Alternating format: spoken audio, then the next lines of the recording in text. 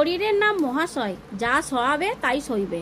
তো বন্ধুরা, কেন বললাম কথাটা, তো আজকে কিন্তু আমার শরীরটা খারাপ, কিন্তু কাজ করতে না মন গেলেও কিন্তু আমার কাজ করতে হবে, কারণ বাড়িতে যেহেতু আমি একা, আমার কাজটা আমাকেই করতে হবে। তো বন্ধুরা, সকালবেলায় ছেলেকে খাইয়ে দাইয়ে ভাত টাত খাইয়ে চান টান করিয়ে ছেলেদেরকে স্কুলে পাঠিয়ে দিয়েছি।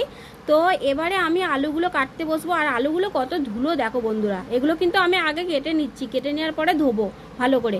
আর এই দেখো আলুগুলোর বীজ হয়ে গেছে, তো বীজগুলো কেটে বাদ দিচ্ছি। আর এই দেখো বন্ধুরা, কেটে বাদ দিয়েছি আলু বীজগুলো। আর এই দেখো কিছু আলু কেটেও নিয়েছি। তো আর কিছু আলু কাটবো, তারপরে আমি আলুগুলো ভালো করে ধোবো, ধুয়ে তারপরে বসাবো। তো বন্ধুরা, তোমরা আমার সঙ্গে থেকো, সাথে থেকো। আর তো এর জন্যই বললাম যে শরীরের নাম মহাশয়, যা সহাবে তাই সইবে। মানে শরীর খারাপ হলে যদি শুয়ে থাকি তাহলেও তো হবে না, তাহলে কাজ